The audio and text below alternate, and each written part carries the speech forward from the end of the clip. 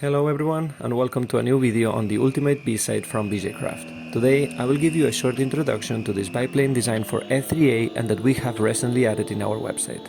In this video I will talk about its design, the equipment I'm using and my first impressions after a few flights and initial training.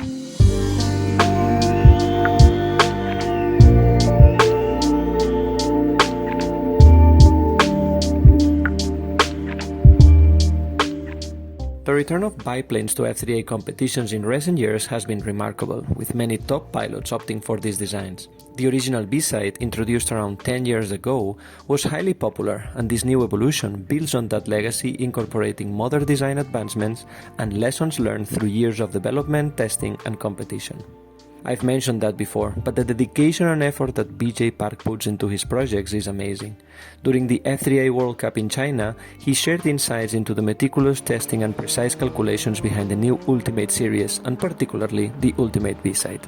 One of the standout features, and perhaps its most significant and easier to recognize, is its sweep-back wing design. This design provides key benefits. It enhances stability by reducing adverse yaw and pitch sensitivity, both of which can be critical in biplanes, improves control with very predictable handling, and makes the plane feel smooth and locked in.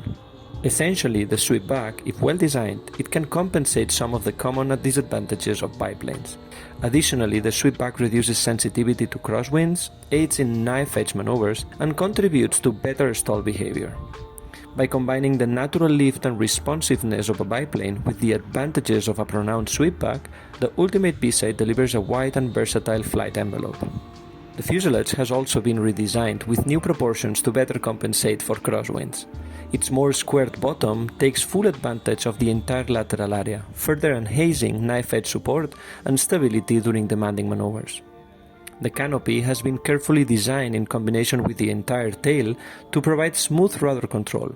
The induced turbulence generated by the canopy balances and refines rudder responsiveness, addressing a common issue in traditional biplanes, which often suffer from an on-off feeling. Together with the sweep-back wing, this design results in much more natural and proportional rudder handling, making it effective for everything from small corrections to complex knife edge maneuvers. Básicamente sin gas. Y aquí un poquito de gas. Mira la velocidad. Tramo, ahí. I must say that overall, I love how it looks in the air with the sweepback, and also the separation of the wings is not only carefully calculated to provide the best performance, but also makes it look a very big airplane, helping with its visibility for pilots and judges. Now, let's talk about the equipment installed. For this Ultimate B-side, we have a full setup from DualSky Power Systems and available as a combo together with the model in our website. Starting with the power unit, I'm using my trusted Contra Drive combo with the CRS 3000 MK2 paired with the Summit 100 HV ESC. I've conducted the first flights with my favorite propellers, the 2020 sets from both DualSky and Falcon. Same feeling as always, DualSky propellers delivered excellent power on braking, and the Falcon offering a little bit better control speed. I plan to experiment with larger propellers such as the 23s and 24s from Falcon. I will prepare a video comparison as soon as I have some flights on them. I'm still using the 5000 mAh batteries from DualSky, but with the new F3A weight limit increased to 5.5 kilograms, I have added in my equipment the 5900 mAh packs from DualSky. The plane feels slightly heavier, tipping the scale over 5 kilograms, but these setups allow for around 11 minutes of flight time, which is excellent for practice sessions. Okay. For the servos, I've gone with DualSky on all surfaces. The small DS9420s on the ailerons and elevators are light and fast, delivering great performance. I've used these servos on both the Anthem and the Strato, and they have consistently met my expectations. For the rudder, we have installed the powerful DS8930, which offers a lot of torque and quick response. The rudder servo can be installed in the back, but I mounted this servo in a pull-pull configuration, and so far the handling has been superb and I really like the weight distribution. Y uno, y dos, y tres, si no se desvía. Aguantas ahí lo que quieras. Ahí. Sobre el eje. Uno, dos. Y sales por ahí. Although the model comes with the standard horns, we have equipped the Biside with custom carbon fiber horns from Rombaut RC. This is part of our customization offerings, so if you need help finishing or personalizing your setup, feel free to reach out. We can help with battery trays, horns, motor mounts and more. As always, I'm using my Futaba transmitter and a dual receiver setup for redundancy. We have connected all the Dualski servos via the SBD1 to convert the Dualski PWM signal to S-Bus, allowing me to use the dual receiver along with my favorite sensors. Between the two wings, we have installed the Sky Tracker, which has been fantastic for practicing and analyzing my maneuvers after the flights with the Flight Coach tool. Let's talk about the flight performance and my first impressions. The last time I flew a biplane in competitions was in 2015, and I remember the challenges I faced with the setup and making it fly straight, which made me appreciate the simplicity of monoplanes. Biplanes, however, excel in difficult sequences, with integrated rolls and knife-edge maneuvers, and the Biside confirmed this again on the first flights. That said, biplanes are less forgiving of pilot errors, which is why many say they are better suited for F and unknown schedules but not for P programs. However, from the first flights, I was impressed with how balanced and locked in the Biside feels. Following BJ Park's recommended settings, it needed minimal adjustments to make it fly nicely. Just with minor mixes for downlines and a tweak to the motor incidence and CG, made it for straight climbs and perfect knife edges. I put a little extra work on setting up the butterfly brake, where I used the ailerons to control the speed in the downlines.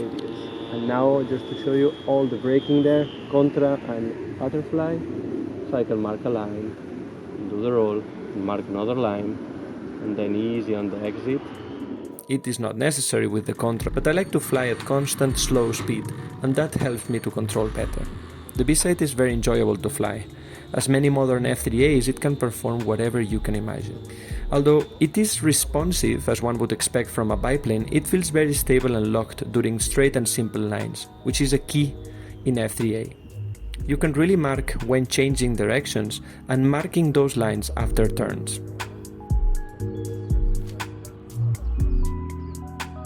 The rolls are beautiful, they are easy to perform, to mark, and you can see it very well in every position. The snap rolls, my father and I were laughing during the first flights, like, is this a joke? Clear improvement there.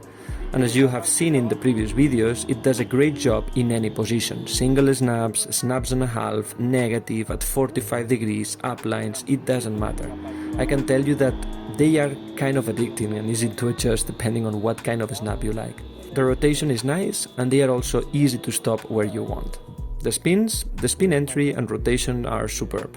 Probably one of the most beautiful spins I remember. And what you value the most is the predictability, how the airplane feels in that critical moment. And this one feels as stable and predictable as with the Anthem, which is one of the easiest airplanes I've ever had for spins.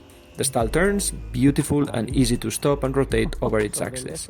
And for integrated rolls and knife-edge maneuvers, they are all beautiful and effortless. Regarding the range of speeds, this plane tempts me to fly slower and slower due to its robustness in the air.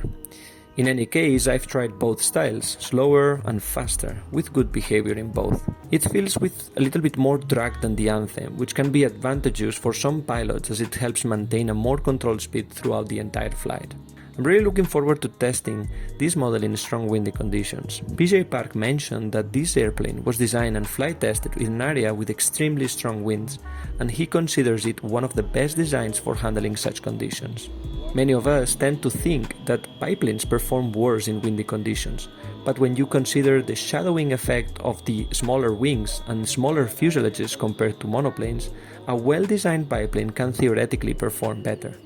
This is something I will explore further with you guys on the channel, especially in comparison with the Anthem, side to side and flown the same day. I was particularly impressed after testing the Biside for the first time in China, flying at a practice site with very bumpy conditions, hot temperatures and at over 1,700 meters AMSL with very thin air. It felt stable and locked in, with a similar on-rails feeling to the Strato, one of the most locked-in airplanes I've ever flown and also in the group of the Ultimate series. And that wraps up my initial impressions of the Ultimate Biside. I'm excited to continue experimenting with different propeller configurations and to see how this model handles across various weather conditions and schedules. I will be sharing those results in a follow-up video, so stay tuned. Thank you all for watching. Let me know in the comments if you have any questions about the Ultimate Biside, and remember that you can find information about the model, the power unit, or the new combos that we are offering in our website. I will leave the links down below. See you in the next one. No regala nada, me encanta.